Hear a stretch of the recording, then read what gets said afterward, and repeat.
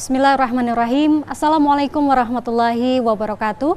Alhamdulillahirrabbilalamin. Wassalatu wassalamu ala asyrafil anbiya'i wal mursalin wa ala alihi wa sahbihi ajmain, amma ba'du. Assalamualaikum warahmatullahi wabarakatuh. Pemirsa TVRI Sumatera Utara yang dirahmati oleh Allah Subhanahu wa taala. Apa kabar Anda pada sore hari ini pemirsa? Senang sekali kita dapat bertemu kembali kali ini dalam acara Indahnya Ramadan. Dan kali ini bersama saya Ayu Alfinia Kori. Pemirsa, spesial hari ini adalah peringatan Hari Kartini. Kita juga akan membahas tentang bagaimana perempuan di dalam Islam. Dan kali ini tema kita adalah puasa Ramadan dan fikih wanita. Dan akan kita bahas dengan narasumber yang sangat luar biasa sekali yang sudah hadir di studio TVRI Sumatera Utara. Saya perkenalkan terlebih dahulu ada Ibu Profesor Dr. Nurhayati MAG. Kita sapa dulu pemirsa. Assalamualaikum Bu Nurhayati. Apa kabar Bu? Alhamdulillah sehat. Sehat ya Bu ya? Alhamdulillah. Nah pemirsa, sebelum kita membahas seperti apa puasa Ramadan pada wanita dan fikih wanita, sebelumnya kita akan mendengarkan terlebih dahulu lantunan ayat suci Al-Quran surah Al-Baqarah ayat 184 yang akan dibacakan oleh qari'ah kita, yaitu Cinta Zahiriyah. A'udzu billahi minasyaitonir rajim.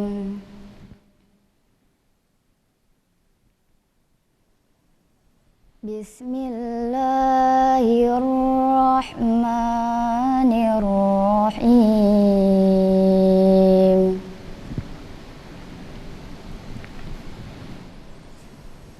Ayyaman ma'dudat.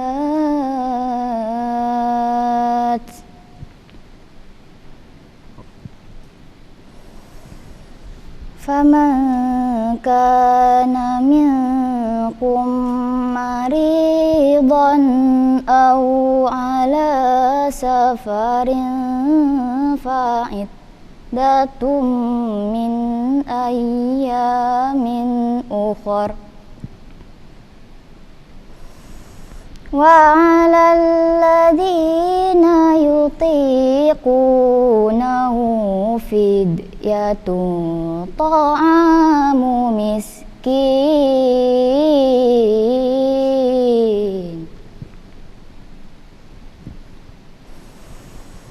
faman tatawwa'a khairan fahuwa khairul lah wa an tasumu khairul lakum in kuntum ta'lamun.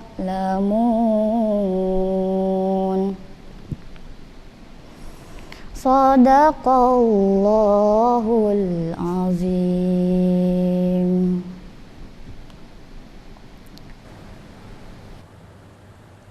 Ya, pemirsa TVRI Sumatera Utara yang dirahmati oleh Allah Subhanahu wa taala, kita ketahui bersama bahwa Islam adalah agama yang mengatur segala kehidupan umat manusia dengan sebaik-baiknya, seperti yang tertuang di dalam Al-Qur'an dan juga hadis yang menjadi pedoman hidup umat manusia. Seperti perkara tentang wanita juga diatur di dalam fikih wanita. Lantas seperti apa fikih wanita ini? Dan mungkin di awal saya ingin bertanya dulu dengan narasumber kita Ibu Nurhayati, ya Ibu, ini sebenarnya fikih wanita ini sebenarnya apa sih yang bisa kita pahami, yang mungkin pemirsa di rumah juga dapat memahaminya. Fikih wanita itu sebenarnya apa sih Bu? Oke, terima kasih. Assalamualaikum warahmatullahi wabarakatuh. Alhamdulillahirabbil alamin. Wassalatu wassalamu ala asyrafil anbiya'i wal mursalin wa ala alihi wa ashabihi ajmain. Pemirsa TVRI, shaimin wa shaimat dimanapun berada yang dirahmati Allah, pada kesempatan yang berbahagia ini berkaitan juga dengan Hari Kartini. Iya. Jadi sangat menarik kita membahas tentang fikih wanita dan kaitannya dengan puasa Ramadan. Jadi berbicara tentang fikih itu kan kita berbicara tentang pemahaman para ulama. Jadi pemahaman para ulama yang berkaitan dengan wanita. Jadi sebenarnya banyak hal yang dibahas ya, berkaitan dengan wanita. Namun pada kesempatan yang berbahagia ini saya khusus membahas tentang fikih haid. ya, karena ini merupakan sesuatu yang sangat penting bagi sosok seorang wanita ya, dan ini memang setiap wanita mengalami haid. Jadi dan pengetahuan tentang haid ini seharusnya tidak hanya diketahui oleh para wanita, tapi termasuk juga bagi para kaum Adam ya, karena apapun ceritanya mereka kan juga akan menjadi ayah ya, mereka juga akan memiliki istri gitu. Jadi seharusnya juga mereka paham-paham hal-hal apa yang tidak boleh dilakukan ketika wanita itu dalam keadaan haid gitu ya. Jadi selanjutnya adalah yang perlu kita pahami mahwal haid gitu. Apa haid itu gitu ya. Jadi kita sebelum melangkah lebih jauh, kita membicarakan hukum-hukum yang terkait dengan wanita haid dan kaitannya dengan puasa Ramadan, maka kita perlu pahami apa yang dimaksud dengan haid itu. Jadi haid itu berasal dari bahasa Arab. Jadi kata-kata hada ya haidu, haidan gitu ya. Artinya apa? Artinya mengalir. Jadi secara istilah haid itu adalah darah yang keluar dari faraj. Ini mohon maaf ya, kalau kita menjelaskan hukum kan harus jelas gitu ya. Faraj itu adalah kemaluan wanita ya, yang keluar dengan sendirinya secara teratur setiap bulannya. Itu disebut dengan haid. Apa ada darah lain rupanya selain haid? Ada, yaitu ada namanya darah nifas, ya. Darah nifas itu adalah darah yang keluar setelah seorang perempuan melahirkan. Ada namanya darah istihadah. Istihadah itu adalah darah penyakit.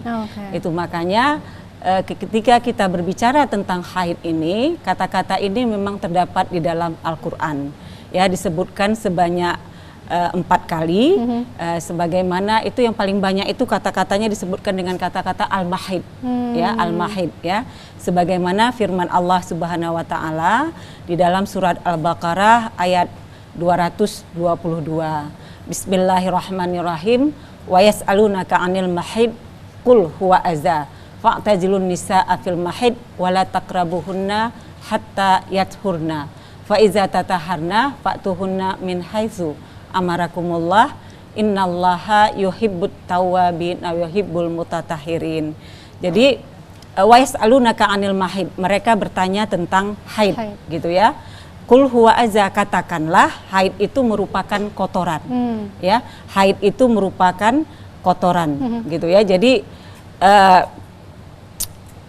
fa'tajilun nisaa fil mahid, maka jauhilah wanita itu ketika mereka dalam keadaan haid gitu ya. Wala takrabuhunna, jangan kamu dekati mereka sehingga mereka itu bersuci.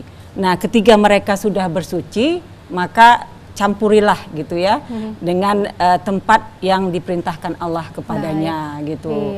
Jadi yang menarik di sini adalah pemahaman ya. Kalau kita lihat dari konteks ayat ini, sebenarnya ayat ini merupakan respon terhadap fenomena yang ada pada masa pra-Islam, di mana itu pria-pria Yahudi ya, itu menganggap bahwasannya wanita haid itu adalah pembawa sial.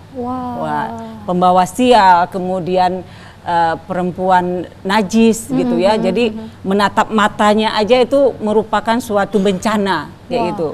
Malah mereka beranggapan seandainya kita wanita haid ini menyentuh makanan, maka makanannya itu akan basi gitu ya.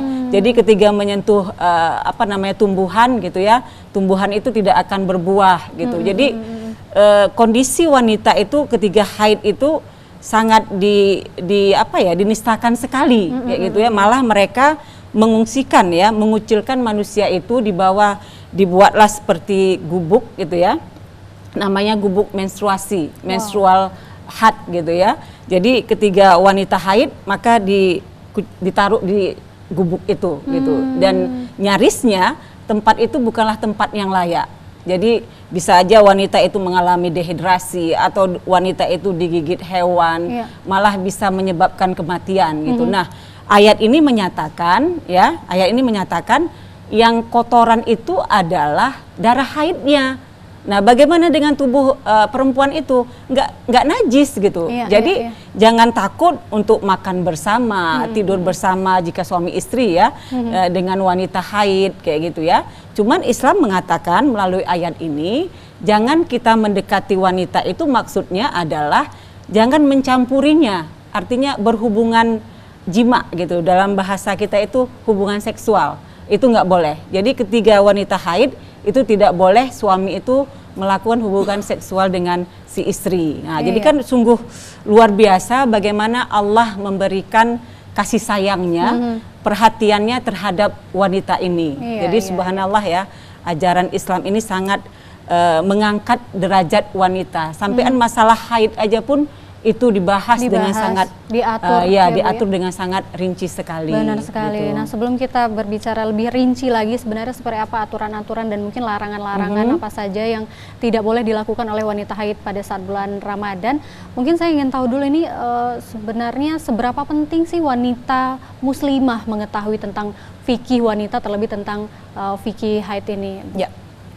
Ya, ini wajib ya, wajib harus mengetahuinya. Karena ketika wanita itu tidak paham tentang haid gitu ya, yang jadi problema adalah ini sering terjadi di masyarakat kita. Itu biasanya ketika wanita remaja putri haid itu ya. Ini kan banyak masyarakat kita menceritakan tentang mengasih tahu anak perempuannya haid itu apa yang tidak diboleh dilakukan, apa yang diboleh lakukan itu seperti tabu. Tabu menstruasi namanya, tabu dia kan. Jadi akhirnya ini berdampak kepada remaja putrinya. Dan kita mengetahui bahwasannya dalam konsep Islam itu adalah yang dikatakan baligh bagi seorang remaja putri itu adalah ketika mereka mendapatkan haid yang pertama. Ya, menak namanya itu, haid yang pertama.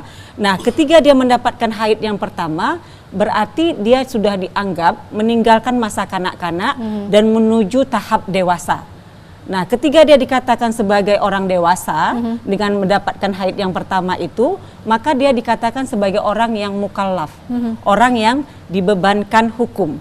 Jadi kalau orang yang dibebankan hukum, berarti apa yang dilakukannya itu udah menjadi tanggung jawab dia sendiri. Nah, gitu dia. Jadi kalau dulu masa dia masih kecil, belum dapat haid, ini bagi perempuan ya, itu ibadah yang dilakukannya itu merupakan pembiasaan, pengajaran bagi dia. Tapi setelah dia mendapatkan haid, itu apa-apa yang dilakukan, kewajiban-kewajiban itu merupakan harus dilakukannya, wajib. Benar-benar seperti sholat, puasa. Baik. Nanti akan kita bahas lebih lanjut ya pemirsa, dan memang ini menarik sekali perbincangan kita kali ini. Untuk itu tetap bersama kami pemirsa di Indahnya Ramadan, kami akan segera kembali.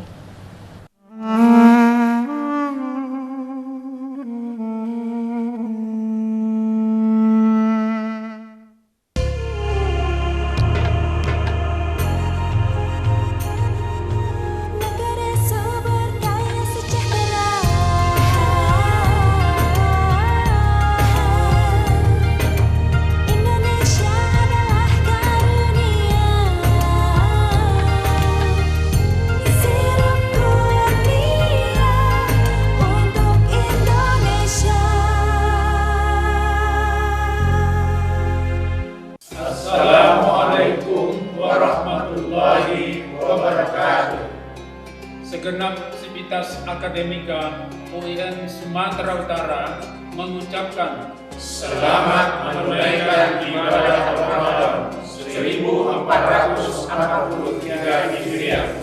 Semoga kita menjadi pribadi yang muttaqin.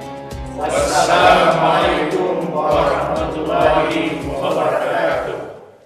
Yayasan Perguruan Dharma Agung sebagai badan penyelenggara Universitas Dharma Agung, Institut Sains dan Teknologi TD Pardede, serta APP Dharma Agung melahirkan sarjana berkarakter, berkualitas, dan unggul, memiliki daya saing di dunia kerja. Saya, Ketua Umum Yayasan Dharma Agung, mengucapkan selamat berbuka puasa. Semoga amal ibadah di bulan Ramadan membawa berkah dan menjadi amal ibadah menuju kebaikan.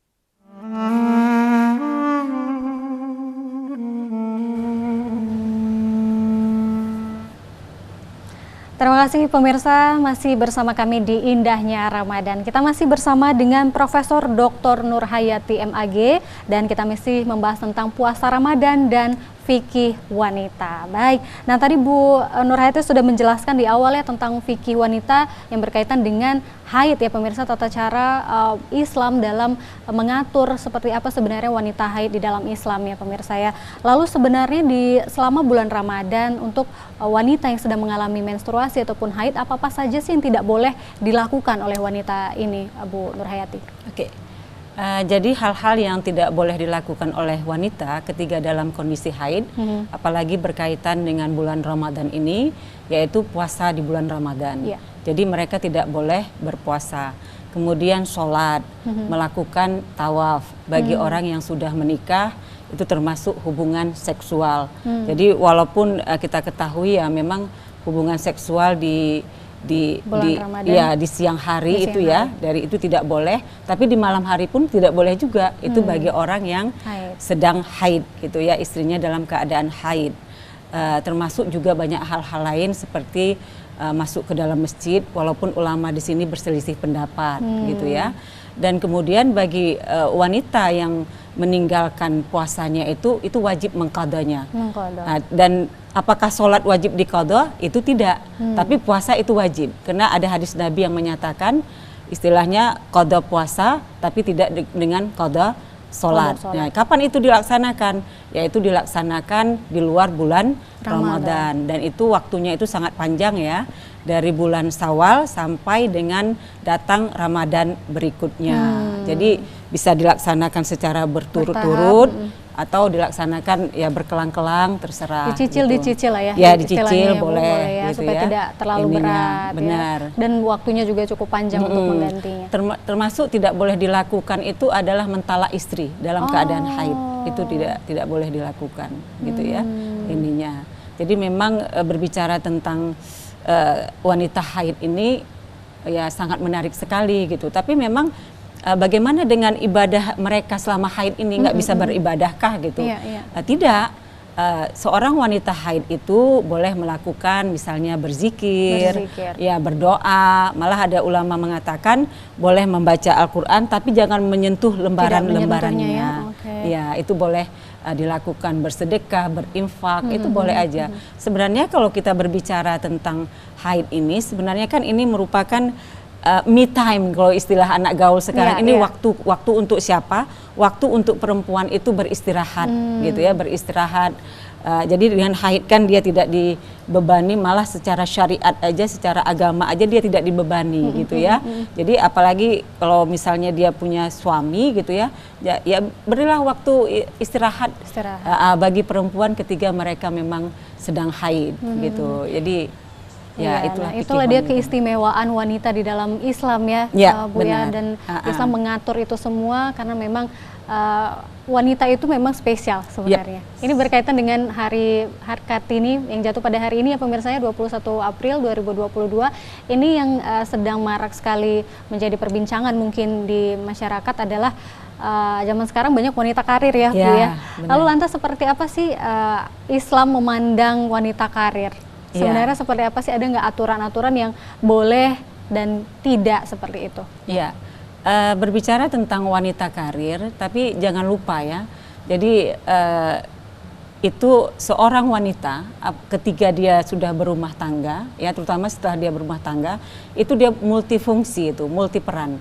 Bisa jadi dia sebagai wanita karir, bisa jadi dia menjadi aktivis organisasi, dan peran utamanya itu adalah sebagai ibu rumah tangga. Nah, sebagai ibu rumah tangga, kewajiban dia itu adalah mendidik anak, melayani suami, gitu ya. Itu tidak bisa dilupakannya, gitu ya. Nah, bolehkah mereka menjadi wanita karir? Ya, boleh saja, gitu. Jadi wanita karir itu kan dimaknai dengan orang yang dari segi ekonomi sebenarnya sudah mapan. Dia maknanya itu beda dengan wanita bekerja, gitu ya.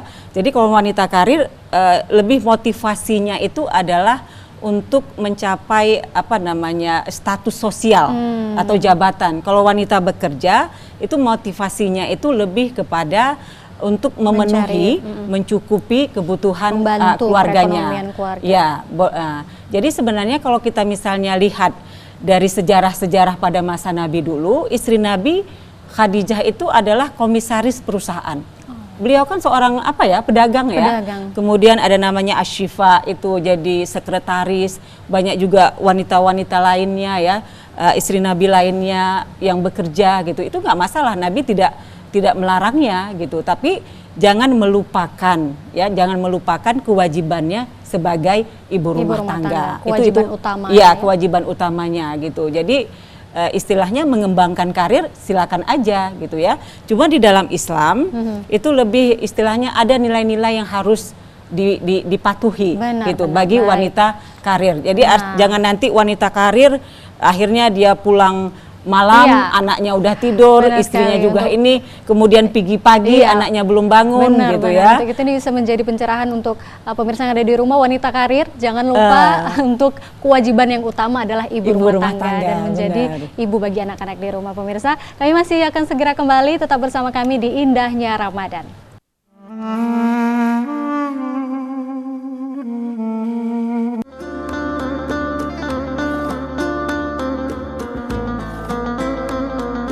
Assalamualaikum warahmatullahi wabarakatuh. Alhamdulillah, Allah Subhanahu wa Ta'ala masih mempertemukan kita dengan bulan suci Ramadan 1443 Hijriah. Bulan yang mulia, bulan yang penuh rahmat dan maghfirah Allah Subhanahu wa Ta'ala. Saya Haji Abdul Amri Siregar, Kepala Kantor Wilayah Kementerian Agama Sumatera Utara, mengucapkan selamat menunaikan ibadah puasa kepada saudara-saudaraku sekalian. Semoga amal ibadah kita diterima oleh Allah Subhanahu wa Ta'ala. Amin, amin, ya Rabbal Alamin. Assalamualaikum warahmatullahi wabarakatuh.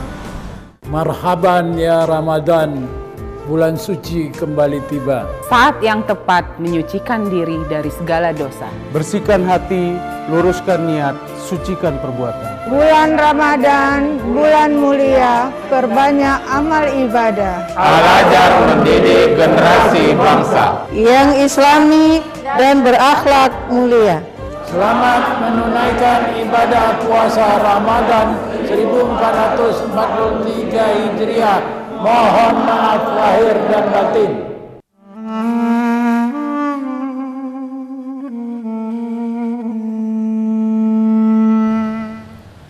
Terima kasih pemirsa TVRI Sumatera Utara yang dirahmati oleh Allah Subhanahu wa Ta'ala, masih menyaksikan indahnya Ramadan dan kita masih membahas tentang puasa Ramadan dan fikih wanita. Nah, untuk wanita karir sebenarnya memang sudah ada diatur di dalam fikih wanita juga ya pemirsa ya, bahwa wanita karir itu juga harus mengutamakan kewajiban utamanya, yaitu menjadi seorang ibu rumah tangga, menjadi seorang istri dan menjadi seorang ibu di dalam rumah. Ya.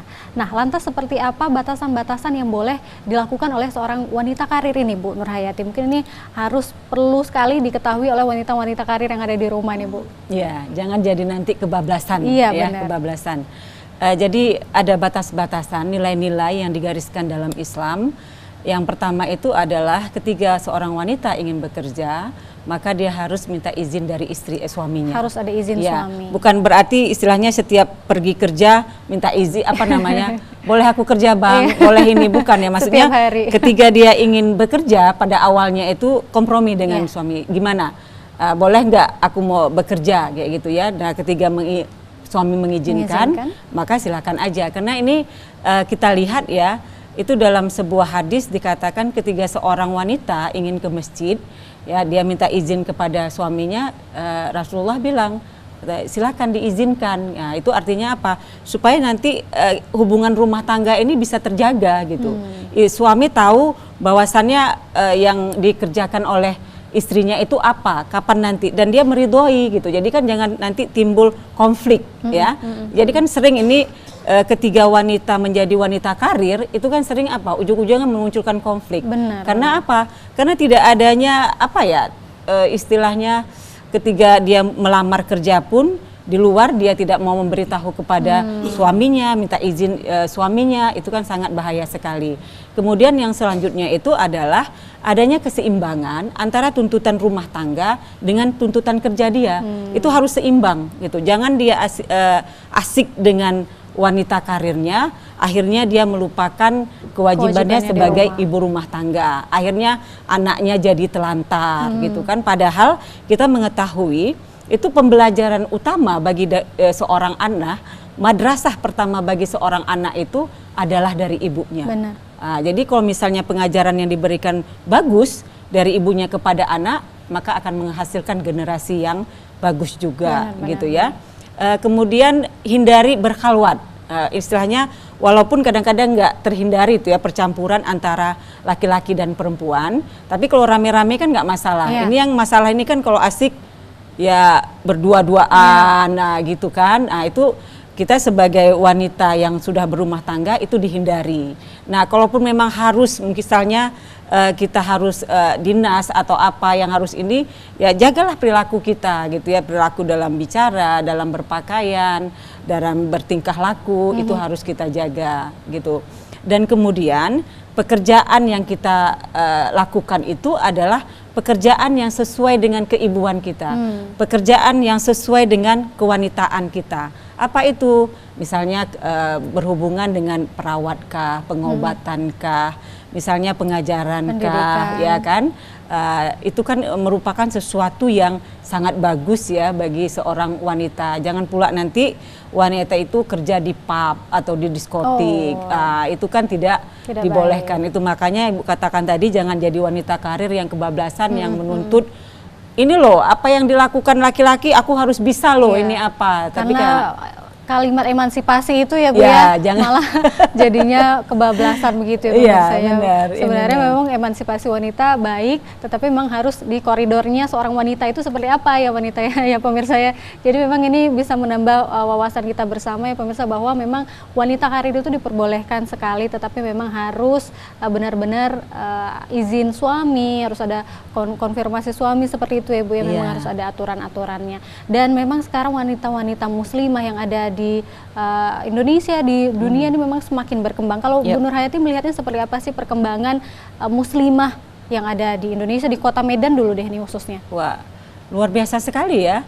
Dan malah kita lihat ini ya dari segi politik aja, itu banyak kan wanita-wanita sekarang yang udah istilahnya menjadi anggota dewan, ya kan. Malah kalau kami di universitas itu ya, malah Universitas Islam Negeri itu udah banyak para kaum wanita yang menjadi rektor. Nah, pertanyaan selanjutnya, bolehkah wanita berpolitik? Kan itu kan. Ya, akhirnya. Jadi kan menariknya kan di situ gitu. Boleh nggak wanita itu berpolitik? Nah, ini sering ini terjadi apa ya, istilahnya wanita itu hanya urusan domestik gitu ya, tidak kepada publik gitu. Karena apa? Ada ayat Al-Qur'an itu yang menyatakan ar-rijalu qawwamuna 'alan nisa. Jadi ar-rijalu qawwamuna 'alan nisa itu laki-laki itu merupakan arti kawam ini. Jadi ada yang mengartikannya sebagai pemimpin. Jadi kalau misalnya mengartikan sebagai pemimpin nanti harus ada yang dipimpin gitu kan. Tapi sebenarnya kata-kata kawam di situ itu banyak sekali makna. Bisa diartikan sebagai pendidik, bisa diartikan sebagai pelindung, bisa diartikan sebagai penanggung jawab. Jadi ar-rijalu qawwamuna 'alan nisa. Laki-laki itu adalah pelindung bagi wanita. Nah, itu menarik sekali. Nanti akan kita bahas gitu. lebih lanjut ya Bu. Ini memang menarik sekali yang dikatakan Bu Nur Hayati tadi. Pemirsa, akan kita bahas lebih lanjut setelah yang berikut ini. Tetap bersama kami di Indahnya Ramadan.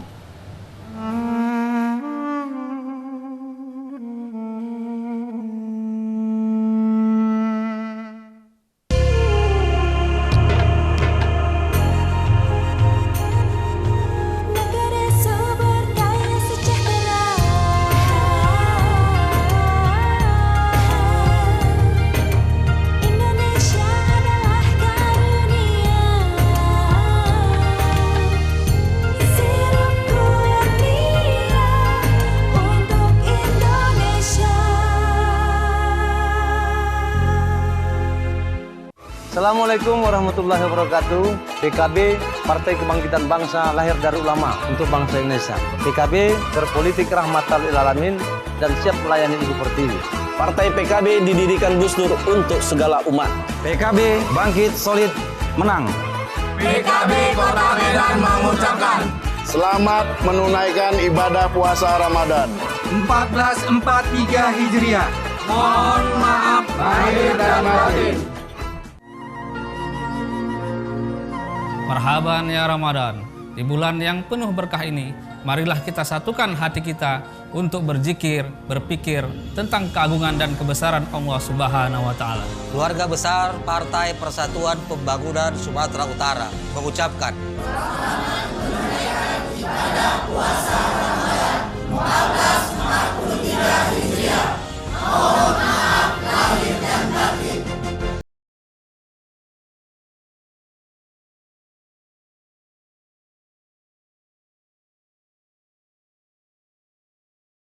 Pemirsa TVRI Sumatera Utara yang dirahmati oleh Allah Subhanahu wa taala, Anda masih menyaksikan indahnya Ramadan, masih bersama saya Kori dan juga Ibu Profesor Dr.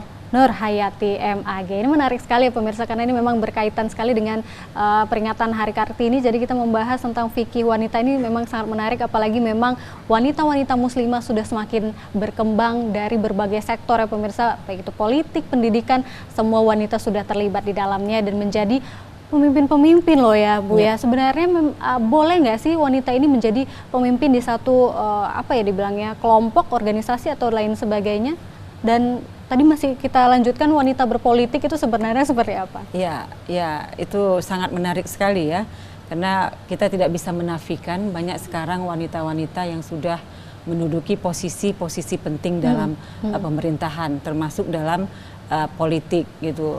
Dan ini sangat menarik karena memang kadang-kadang banyak yang pemahaman terhadap ayat itu gitu ya, seakan-akan kesannya gitu Al-Quran ini tidak memposisikan perempuan pada tempatnya gitu, padahal kita ketahui macam contoh tadi ya, bicara tentang haid, bicara tentang wanita karir, itu sangat Al-Quran sangat membicarakan itu wanita itu berada pada posisi gitu.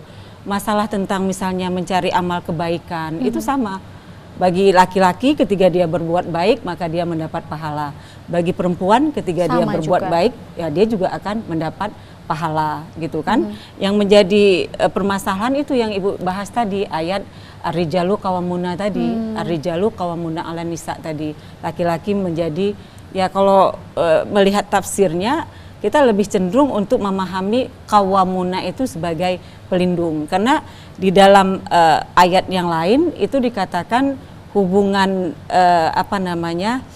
suami istri itu sebagai suami itu merupakan selimut bagi wanita dan wanita itu merupakan selimut bagi suaminya, kan indah sekali. Nah dalam politik juga istri Nabi juga berpolitik gitu ya. Fatimah sendiri itu anak Nabi itu sangat membackup suaminya Ali bin Abi Thalib ketika berpolitik gitu ya. Kita mengetahui bagaimana istri Nabi Aisyah radhiyallahu anha itu pernah memimpin pasukan kan, karena meminta istilahnya keadilan terhadap meninggalnya Utsman bin Affan gitu ya. Jadi memang istilahnya pemahaman terhadap Al-Quran yang menyatakan wanita itu ada yang memahami tidak boleh begini, ini begini, itu sebenarnya perlu direpresentasikan, perlu ditafsirkan ulang gitu ya, supaya jangan salah pemahaman. Dan kita juga sebenarnya dalam memahami ayat-ayat yang berkaitan dengan berbicara tentang bagaimana posisi wanita dalam Islam itu juga harus melihat bagaimana asbabun nuzul ayat gitu. Jadi kalau misalnya tadi Ibu berbicara tentang ar-rijalu qawwamuna 'alan nisa, itu kan ayatnya panjang ya. Itu bercerita juga tentang nusus perempuan gitu ya. Itu asbabun nuzul ayat itu adalah ada seorang perempuan yang mendatangi Nabi Muhammad SAW. Dia itu ditampar oleh suaminya sampai berbekas. Dia mengadu, wahai Nabi Allah, ini aku ditampar oleh suamiku. Bagaimana ini? Sampai Nabi itu pernah bilang, ya balas gitu kan. Cuman ketika dia pulang, jadi suami-suami kan resah, waduh, ini kok seperti ini, karena kan kita mengetahui bagaimana posisi laki-laki sebelum Islam itu memiliki posisi yang sangat tinggi, gitu ya. Dan kita mengetahui bahwasannya laki-laki itu merupakan yang memberi nafkah kepada istrinya. Kepada istrinya, gitu ya. Jadi pengaruh-pengaruh ini juga mempengaruhi bagaimana ketiga ayat itu juga diturunkan, gitu ya. Jadi istilahnya bagaimana Nabi coba untuk melindungi wanita, kayak gitu. Jadi istilahnya ketika ada yang menyakiti, itu misalnya dia dipukul oleh suaminya, malah itu dalam riwayat lain itu dikatakan bahwasannya ketika memang dia dipukul oleh suaminya. Maka Nabi bilang seharusnya laki-laki tidak seperti itu. Artinya kan apa? Qawwamuna itu artinya lebih kepada pelindung kan. Laki-laki merupakan pelindung bagi perempuan itu sendiri gitu. Jadi sangat menarik ya bagaimana Al-Qur'an itu berbicara tentang posisi seorang wanita gitu ya. Bagaimana Allah memberikan kasih sayang dan perhatiannya kepada wanita, apalagi berkaitan dengan hari wanita ya, Hari Kartini pada hari ini gitu. Dan yang kita lihat di hadapan kita ya pemirsa, ini contoh Kartini nyata ya, seorang ibu muda yang sudah menyandang gelar profesor, doktor. Wah, luar biasa sekali, bisa menjadi contoh bagi kita semua ya pemirsa, bahwa wanita itu memang harus berpendidikan tinggi ya, tidak boleh merasa cukup begitu ya Bu ya, tapi memang harus ada koridor dan batasan-batasan yang harus kita lakukan. Nah, berbicara tentang pendidikan, ini contohnya Bu Nur Hayati yang sudah menyandang pendidikan tinggi dan sudah mendapatkan gelar profesor. Bagaimana sih seharusnya seorang wanita muslimah dalam pendidikan itu harusnya seperti apa sih Bu? Apa memang kalau orang dulu kan bilangnya ngapain sekolah tinggi-tinggi, itu perempuan itu kan ya balik lagi ke dapur begitu ya, dapur, sumur, kasur. Kalau dulu begitu menyatakannya Bu. Sebenarnya seperti apa sih wanita itu? Seperti Ibu kan udah ada pengalaman begitu. Sebenarnya seperti apa wanita dalam meraih pendidikannya? Ya, kita ketahui bahwasannya kewajiban menuntut ilmu itu tidak hanya bagi kaum Adam, ya. Tuntutlah ilmu itu juga berlaku bagi para wanita. Gitu ya, kita mengetahui istri-istri Nabi seperti Aisyah itu kan merupakan wanita-wanita yang pintar ya, banyak meriwayatkan hadis apa semuanya. Kemudian ketika ada suatu masalah atau apa dia bertanya kepada Nabi gitu ya kan. Artinya kan Nabi juga memberikan keluasan kepada istrinya untuk mengembangkan dirinya gitu ya. Kalau misalnya itu tidak dibolehkan, mungkin tidak ada periwayatan yang dikeluarkan oleh Aisyah gitu kan.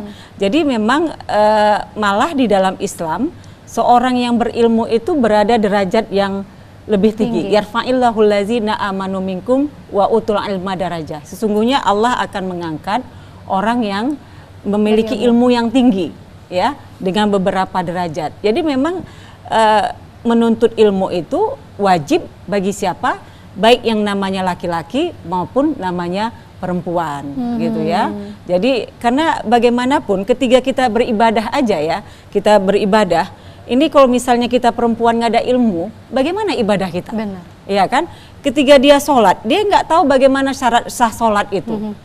Bagaimana dia mengetahui itu? Ya dengan belajar gitu ya. Ketika dia nggak belajar, ya nanti gimana dia? Berarti segala sesuatu yang dilakukannya tidak menjadi sah kan? Benar misalnya sekali. dia sholat, tapi dia nggak memenuhi syarat dan rukunnya, dia dalam keadaan haid misalnya gitu kan, atau dia berhadas kecil gitu kan, karena dia nggak tahu istilahnya itu gimana gitu kan, tuh makanya harus dipahami gitu. Sekali. Nah, menarik sekali ya pemirsa ya, memang wanita harus berpendidikan tinggi, apalagi wanita itu kan adalah madrasatul ula ya, pendidikan untuk anak-anaknya, bagaimana dia bisa mendidik anak-anak menjadi anak-anak yang cerdas, anak-anak yang pintar kalau dia tidak memiliki ilmu pengetahuan. Seperti itu ya pemirsa. Akan kita lanjutkan kembali setelah jeda berikut ini. Pemirsa tetap bersama kami di Indahnya Ramadan.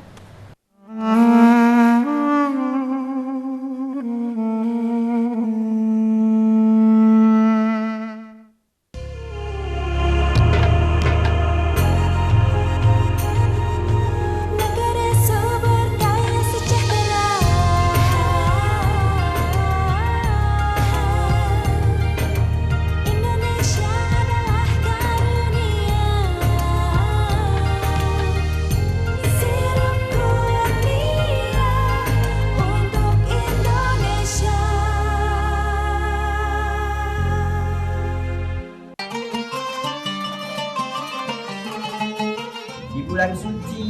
penuh berkah ini, mari kita bersama-sama memohon kepada Allah Subhanahu wa Ta'ala agar Ramadan kali ini menjadi Ramadan terbaik bagi kita.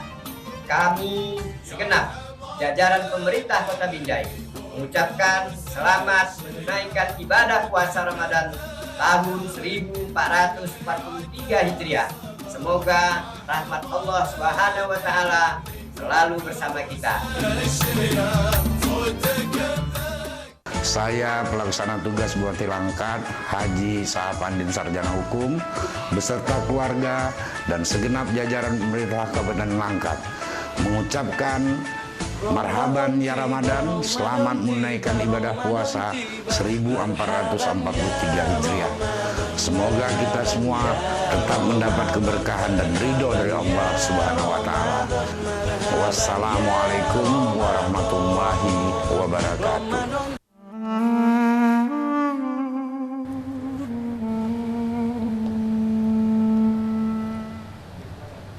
Alhamdulillahirrabbilalamin, masih bersama kami pemirsa di Indahnya Ramadan. Wah, ini menarik sekali perbincangan kita ya pemirsa, karena ini memang berkaitan dengan Hari Kartini. Jadi emansipasi wanita, wanita harus berkembang tetapi harus selalu berada di koridornya, harus selalu menjadi wanita muslimah yang sebaik-baiknya. Tadi kita sudah berbicara tentang pendidikan bagi wanita, pendidikan tinggi bagi wanita ini luar biasa sekali. Memang harus bagi siapapun itu wanita, laki-laki maupun wanita harus tetap menempuh pendidikannya setinggi-tingginya ya pemirsa ya. Ini luar biasa sekali, apalagi sudah ada contohnya ini Bu Nur Hayati yang sudah mendapatkan gelar profesor. Luar biasa sekali, ini bisa menjadi contoh kita bersama ya pemirsa ya, supaya tetap semangat dalam meraih cita-cita kita, meraih pendidikan tinggi kita. Luar biasa. Nah, sebenarnya banyak sekali, kompleks sekali ya Bu Nur Hayati kalau kita berbicara tentang wanita, karena memang wanita ini berkembang sekali dalam segala aspek begitu ya Bu ya. Nah, yang menjadi perbincangan yang cukup menarik adalah bagian dari warisan ini ya Bu. Kalau kita lihat kan, kalau peraturan dari Al-Quran dan Hadis memang seperti, kalau bisa di sebagian orang melihatnya seperti memarginalkan kaum wanita. Kalau Bu Nur Hayati memahaminya seperti apa sih hukum warisan bagi wanita? Ya, ini menarik ya, dan ini juga kadang-kadang yang membuat menganggap Islam itu berada dalam posisi yang marginal gitu ya. Kita harus pahami juga sejarah sebelumnya gitu ya. Itu wanita pra-Islam itu bukan mendapat warisan, malah diwarisi. Wow. Wah, itu jadi ketika nanti ada yang meninggal, kemudian ini ada meninggalkan perempuan, nah ini siapa mau ambil gitu. Misalnya kalau nggak ada yang mau ngambil, itu dijual di pasar budak gitu. Itu malah diwarisi. Itu pra-Islam, sebelum Islam. Anak wanita yang ketika lahir bayi perempuan, maka bayi perempuan itu dibunuh. Nah, ini Islam mengangkat derajat wanita. Mereka bukan mewarisi, tapi mereka bukan diwarisi, tapi mewarisi. Ya, walaupun kita lihat memang 2:1 gitu ya. Tapi kita mengetahui pada masa itu yang memang memberi nafkah itu adalah laki-laki, memberikan pakaian yang baik untuk perempuan itu adalah laki-laki. 2:1. Nah, kalau misalnya sekarang ini bagaimana tentang pembagi warisan? Seandainya memang ada kompromi di antara ahli waris gitu ya, mereka sepakat nggak usah 1:1 lah, kita bagi rata aja gitu, itu dibolehkan. Ya, tapi masing-masing sudah paham betul ya berapa bagiannya masing-masing gitu ya. Jadi menarik sekali. Dan ini memang sangat kompleks sekali kalau kita berbicara tentang wanita, fikih wanita, luar biasa sekali. Nah, mungkin ini tidak terasa waktu kita sudah di penghujung acara. Mungkin Bu Nur Hayati bisa memberikan kesimpulan, tips-tips kepada kita semua bagaimana menjadi seorang wanita muslimah sebaik-baiknya, apa yang harus dilakukan untuk saat ini. Kita bersyukur bahwasannya ajaran Islam itu sangat mengangkat derajat perempuan, ya. Perempuan yang berada di posisi lemah, perempuan yang tidak diakui keberadaannya, kemudian Islam mengangkatnya sehingga mereka itu merupakan manusia yang harus dihargai, gitu ya.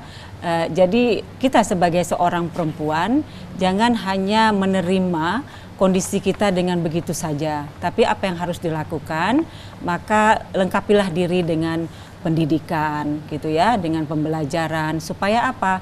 Supaya kita juga bisa menjadi seorang yang survive. Nah, kalaupun kita nanti seandainya menjadi wanita karir, tapi jangan melupakan fitrah kodrat kita sebagai ibu rumah tangga. Pandai-pandailah memberi menyeimbangkan antara kewajibannya sebagai ibu rumah tangga dan apa yang harus tuntutan dia sebagai wanita karir. Apapun ceritanya, rumah tangga itu adalah merupakan prioritas yang harus dipertahankan. Menjadi ibu rumah tangga itu adalah suatu kewajiban. Menjadi wanita karir itu adalah pilihan. Jadi kalau misalnya kita nggak mau bekerja secara ekonomi, kita sudah mapan, suami sudah melengkapi semuanya, kita nggak apa-apa kayak gitu ya. Jadi itu merupakan pilihan. Tapi kewajiban seorang perempuan menjadi ibu rumah tangga, apa yang harus dilakukan terhadap anak dan suaminya, itu memang tidak bisa dinafikan gitu ya. Itu merupakan sesuatu yang harus dipenuhinya sebagai seorang wanita. Dan kita bersyukur bahwasannya ajaran Islam itu sangat memposisikan perempuan pada tempat yang sangat luar biasa gitu ya, sangat luar biasa, sehingga secara warisan pun kita bukan diwarisi, malah mendapat harta warisan gitu. Jadi subhanallah ya, Islam ini merupakan agama yang rahmatan lil alamin. Bagaimana Islam itu memposisikan seorang wanita pada posisi yang sangat baik sekali gitu ya, tanpa memarginalkan perempuan itu sendiri gitu. Jadi kita bersyukurlah telah menjadi seorang yang muslimah ya, karena kita diakui keberadaan kita gitu. Baik, dan memang kita sangat istimewa di mata Islam. Untuk itu kita sebagai wanita juga harus menspesialkan diri kita ya Bu ya. Kita harus berkepribadian yang baik seperti itu, harus berpendidikan tinggi, memang harus berkehidupan yang baik. Bagaimana caranya supaya kita berkehidupan yang baik? Harus berpendidikan tinggi, harus berilmu yang tinggi. Apalagi zaman sekarang kan meraih pendidikan itu sangat mudah. Informasi kita dapatkan dengan sangat mudah di zaman saat ini ya pemirsa. Baik, kami masih akan kembali pemirsa sesaat lagi, tetap bersama kami di Indahnya Ramadan.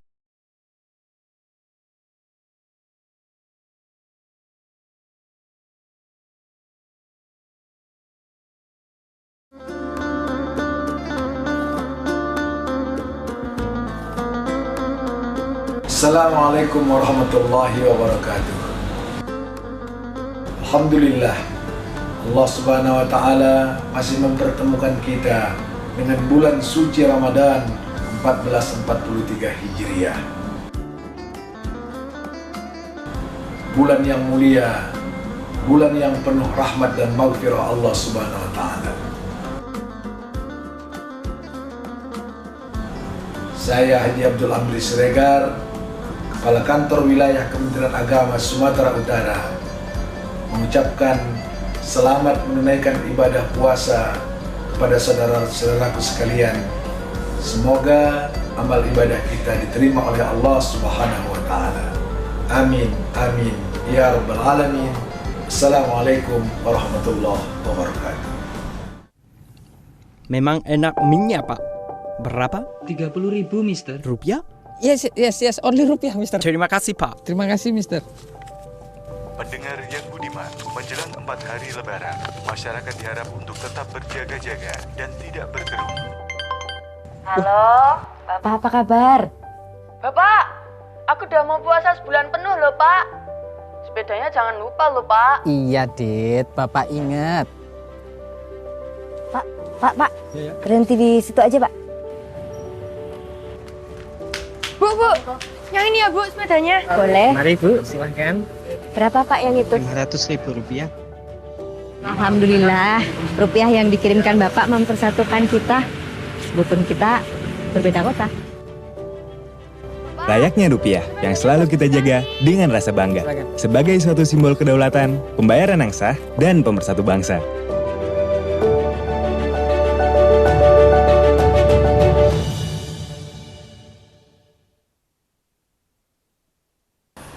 Halo pendengar setia Butong FM, bagaimana puasa kamu hari ini? Untuk menemani kamu berpuasa, mari kita dengarkan sebuah tembang dari Bambang Sumbang dengan judul Menunggu. Bagas Bang. Oh iya Bang, silakan Bang. Aku tak sanggup lagi bila Bagus gimana bang? Rapikan aja bang.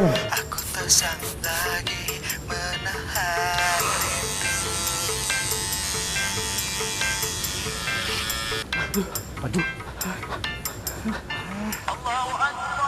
Bang, pegang bang. Bang, bentar ya bang. Aku tak sanggup lagi bila harus menunggu. Ini teh bang, buka puasa dulu kita biar adem. Teh Butong dan Teh Tobasari menyegarkan hati dan harimu. Pas juga loh untuk sahur dan berbuka puasa.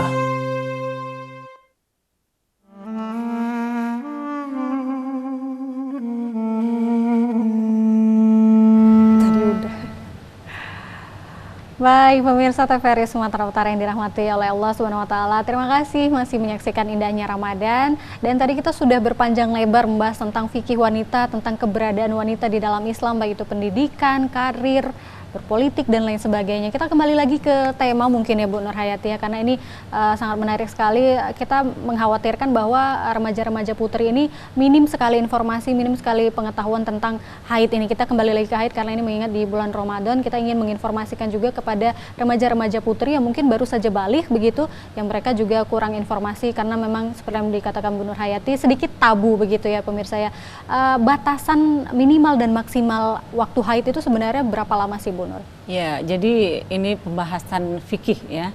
Itu batas yang paling cepat itu adalah sehari semalam. Satu hari satu ya, malam. Sehari semalam 24 jam. Jadi kalau misalnya ada keluar darah haid hanya keluar sedikit gitu ya, nggak sampai 24 jam, itu tidak dikatakan haid. Dan yang paling lama itu adalah 15 hari. Jadi kalau misalnya hari ke-16 masih keluar darahnya, itu bukan dikatakan darah haid, tapi namanya itu adalah darah istihadah, darah penyakit. Nah, dalam kondisi seperti ini, maka seorang perempuan itu harus mandi wajib dan dia harus melakukan ibadahnya seperti misalnya sholat, misalnya puasa Ramadan saat ini ya, berarti dia harus mengerjakan puasa Ramadan gitu. Jadi memang harus difahami juga ini, itu ulama-ulama kita juga membahas tentang warna darah haid itu gitu ya. Itu mereka ada menyatakan bahwasannya warna darah haid itu adalah warna hitam. Ada yang menyatakan itu merah kehitam-hitaman, kemudian berwarna kuning, berwarna keruh katanya gitu. Biasanya kalau udah keruh ini kan di akhir masa haid gitu ya. Malah ada yang menyatakan warna hijau. Jadi rupanya warna hijau itu dikatakan bisa jadi itu karena kekurangan gizi. Nah, itu mempengaruhi warna haidnya gitu ya. Jadi seorang wanita itu harus menghitung masa haidnya. Jangan sampai nanti dia lewat dari 15 hari. Iya. Ya, gitu ya. Baik. Jadi harus dicatat itu. Luar biasa sekali. Terima kasih Bu Profesor Dr. Nur Hayati MAG yang sudah bergabung bersama TVRI Sumatera Utara kali ini.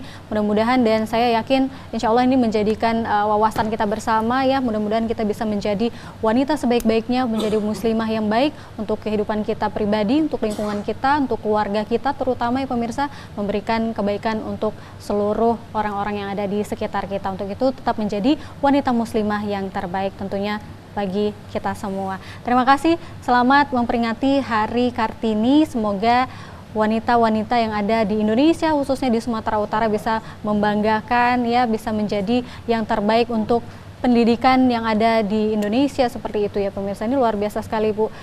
Ibu mungkin ada yang ingin disampaikan untuk wanita-wanita yang memperingati Hari Kartini? Ya, selamat memperingati Hari Kartini dan terus memperbaiki kualitas diri. Jadi ketika kita memiliki pendidikan, maka aktualisasikan sesuai dengan kemampuan kita. Silakan menjadi seorang yang berkembang ya, yang berkarir, tapi jangan juga melupakan kodrat kita sebagai ibu rumah tangga. Benar. Dan itu akan menjadi lebih indah ketika antara kewajiban dia sebagai ibu rumah tangga, wanita karir itu bisa seimbang. Itu akan menjadi lebih indah. Indah sekali kalau bisa seimbang, luar biasa sekali. Terima kasih pemirsa. Mudah-mudahan puasa kita lancar sampai dengan waktu berbuka puasa nanti. Sesaat lagi kita akan menantikan waktu berbuka puasa. Selamat melaksanakan ibadah puasa. Mudah-mudahan puasa kita lancar sampai dengan akhir Ramadan nanti. Terima kasih. Saya Kori dan seluruh kerabat kerja bertugas pamit undur diri. Wabillahi taufiq wal hidayah. Wassalamualaikum warahmatullahi wabarakatuh. Waalaikumsalam.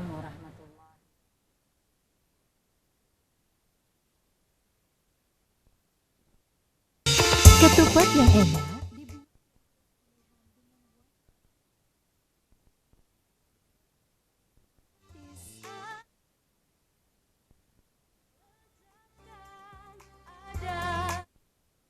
Menyelerakan, mengandung berbagai rempah, melezatkan kari dan kuah.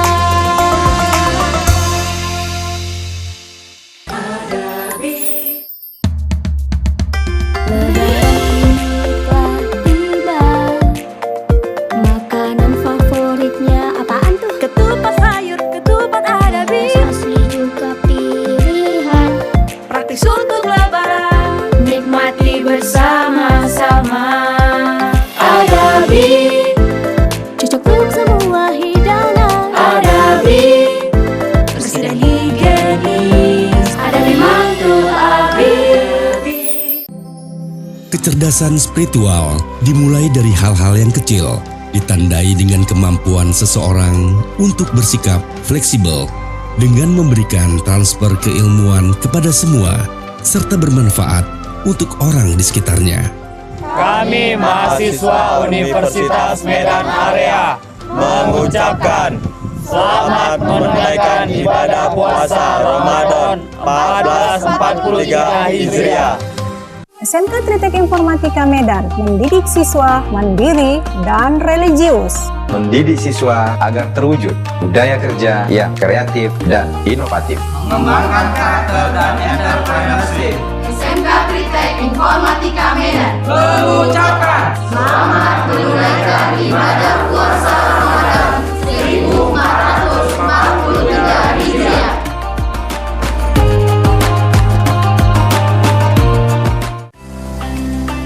Mari bergabung bersama Yayasan Islamic Center Sumatera Utara menjadi penyelenggara pendidikan tahfiz dan pendidikan nasional yang kompetitif tahun 2025. Membina santri dengan tenaga pendidik yang profesional. Selamat menunaikan ibadah puasa Ramadan 1443 Hijriah. Mohon maaf lahir dan batin. Marhaban ya Ramadan. Selamat berpuasa. Semoga Allah Subhanahu wa taala senantiasa melimpahkan keberkahan kepada kita semua. Ingat, Covid belum selesai. Selalulah mematuhi protokol kesehatan dalam beraktivitas setiap hari. Terima kasih. Assalamualaikum warahmatullahi wabarakatuh. Sejauh kaki melangkah, seluas mata memandang. Hidup ibarat memacu kayu sepeda yang harus bergerak dinamis, menjaga keseimbangan. Keseimbangan yang membentuk amalan lahir dan batin. Tiada amal tanpa keikhlasan. Tiada ampunan tanpa maaf dari sesama. Selamat menunaikan ibadah puasa Ramadan 1443 Hijriah. Kebahagiaan seseorang manakala ia mampu menjadi orang yang banyak memberi manfaat dan dirindukan kehadirannya.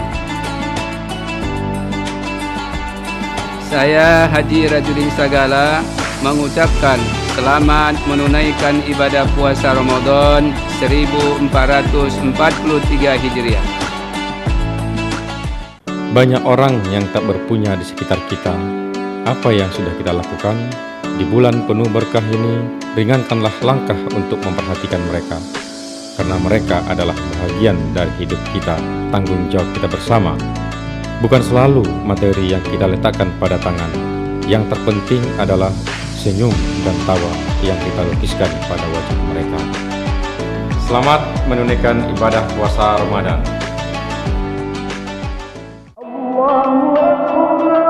Orang yang paling mulia adalah ia yang mau memaafkan kesalahan orang lain, membuka pintu maafnya, menjaga kemuliaan hatinya. Karena sejatinya manusia tak lepas dari kesalahan. Semoga kita semua mendapatkan berkah dan kebahagiaan di bulan mulia ini. Saya Hasim SE mengucapkan selamat menunaikan ibadah puasa Ramadan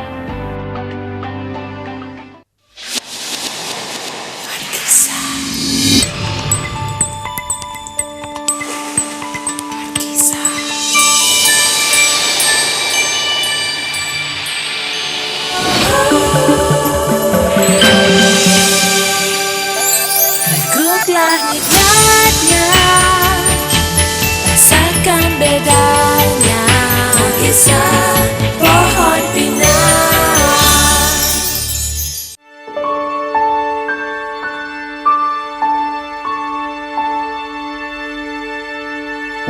Semoga Allah Subhanahu wa Ta'ala melembutkan hati kita dan memberikan keberkahan bagi kita dan keluarga di bulan Ramadan yang suci ini.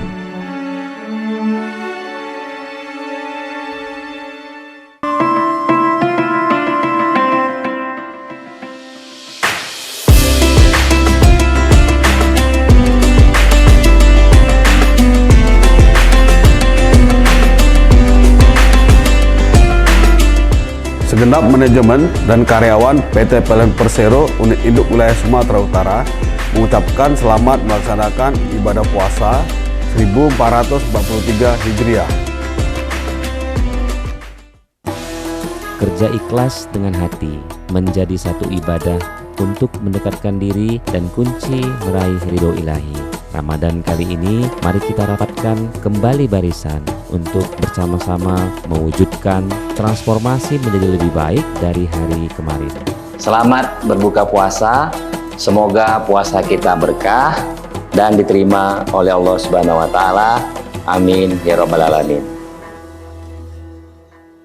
Keberagaman itu indah, mari kita saling memahami satu dengan lainnya. Mari kita songsong kemenangan di bulan suci Ramadan ini. Ramadan bulan penuh berkah, mari kita berbuat kebaikan. Sama Ramadan, mari kita tingkatkan iman dan takwa. Mari kita jaga kerukunan antar umat beragama dengan menghormati umat Islam yang beribadah. Selamat menunaikan ibadah puasa Ramadan 1443 Hijriah. Assalamualaikum warahmatullahi wabarakatuh. Saya Wali Kota Medan Muhammad Bobi Afif Nasution dan keluarga beserta seluruh jajaran pemerintah Kota Medan mengucapkan selamat berbuka puasa. Semoga amal ibadah kita pada hari ini mendapatkan ridho dan berkah dari Allah Subhanahu wa Ta'ala. Amin ya Rabbal Alamin. Wassalamualaikum warahmatullahi wabarakatuh. Alhamdulillah ya Rob, fajar Ramadan kembali menghampiri dunia. Sucikan hati dan bersihkan jiwa.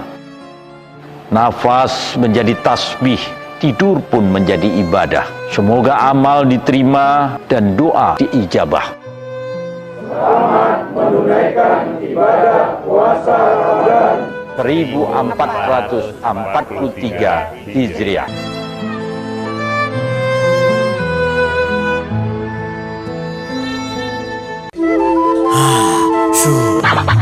Mau untung? Pakai Arko. Tinggal sorong. Lebih kuat, desain inovatif, teknologi Jepang. Arko merah cocok untuk angkut apa saja. Lebih landai, gampang nuangnya. Arko jumbo paling gede, enteng, hemat tenaga. Arko banana green lebih slim, sempit nggak masalah. Mau untung? Pakai Arko. Tinggal sorong.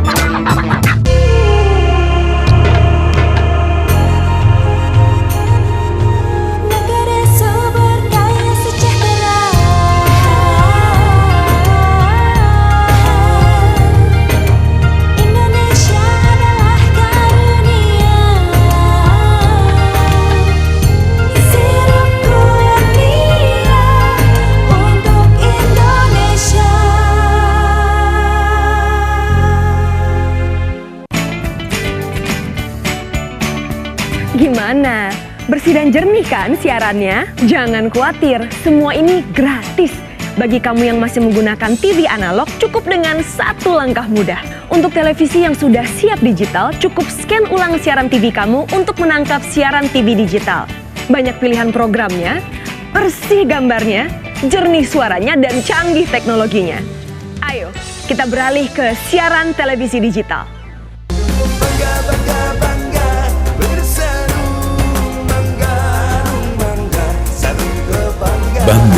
bersarung mangga.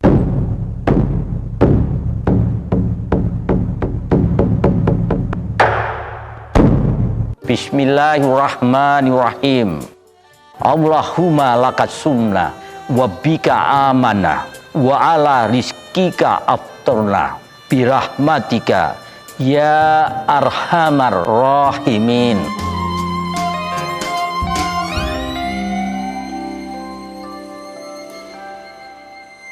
Allahu Akbar,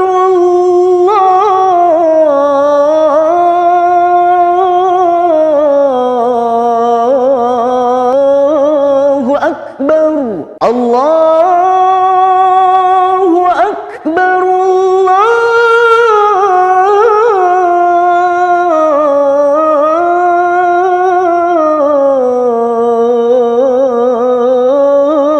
Akbar. Asyhadu an la ilaha illallah.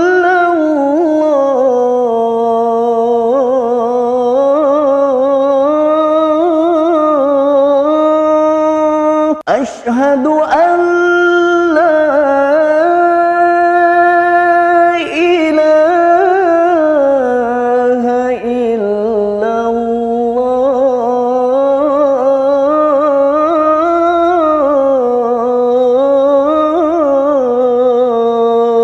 Asyhadu anna Muhammadar Rasulullah.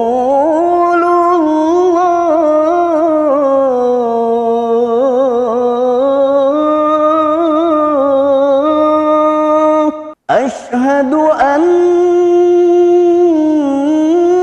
Muhammadar Rasulullah.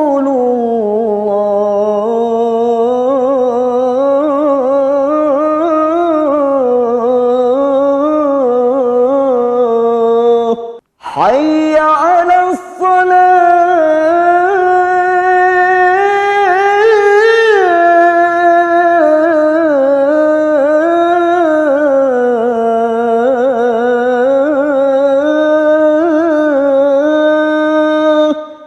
Hayya 'alas salah.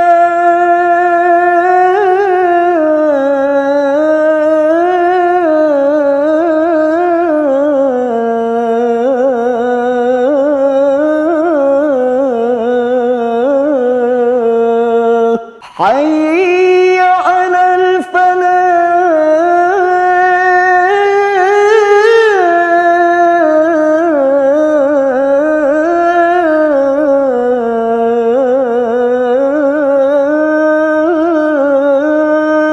Hayya 'alal falah.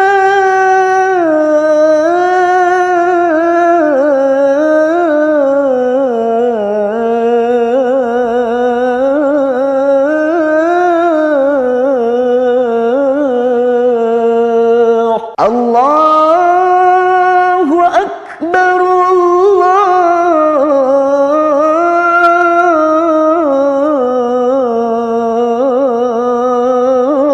Allahu Akbar. La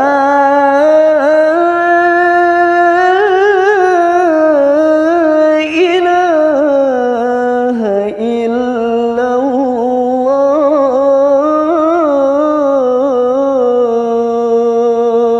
Allahumma rabb hadhihi ad-da'wati at-tammah was-salati al-qa'imah ati sayyidana Muhammadan al-wasilata wal-fadilah wad-darajata al-rafi'ah wab'athhu al-maqama mahmudan alladhi wa'adtah innaka la tukhliful mi'ad. Ramadan bulan penuh kemuliaan. Mari kita tingkatkan amal ibadah untuk menjadi manusia yang bertakwa. Keluarga besar PDI Perjuangan Sumatera Utara mengucapkan selamat berbuka puasa Mohon maaf lahir dan batin.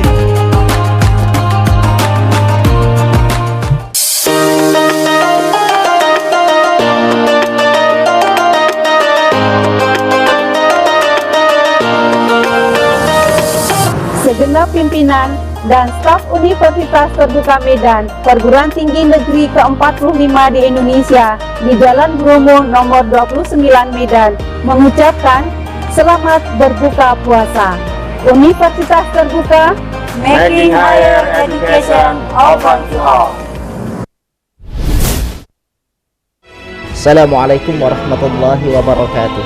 Ramadan, bulan pencerahan, mari kita lestarikan nilai-nilai ini.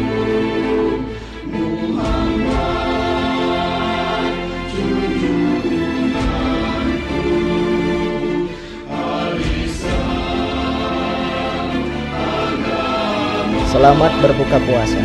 Assalamualaikum warahmatullahi wabarakatuh. Seluruh isi alam siap menyambut datangnya bulan suci Ramadan. Mentari berzikir, rembulan tak hentinya melantunkan tasbih.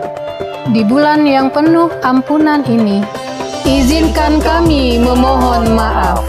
Selamat menunaikan ibadah puasa Ramadan 1443 Hijriah. Mohon maaf lahir dan batin.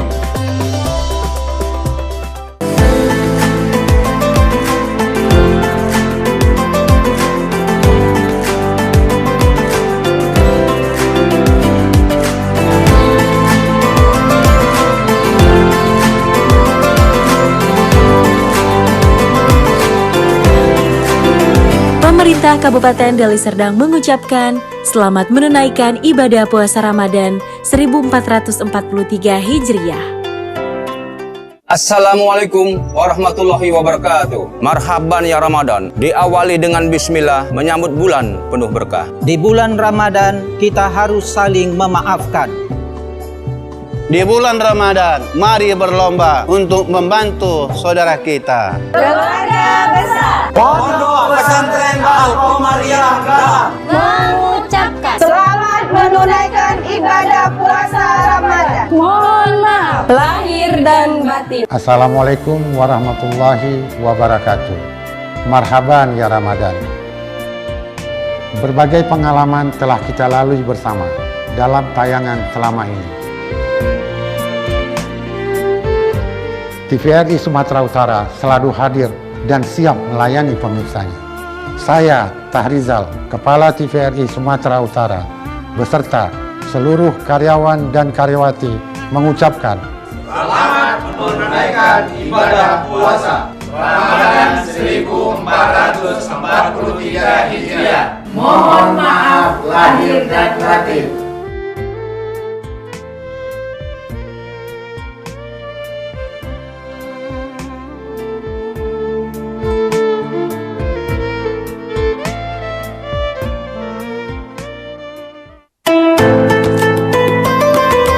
Tidak ada kata seindah zikir, tidak ada bulan seindah Ramadan. Izinkan kedua tangan ini bersimpuh meminta maaf dari perbuatan dan kesilapan yang tidak terjaga. Kami dari Yayasan Perguruan Tinggi Tunggal mengucapkan selamat menjalankan ibadah puasa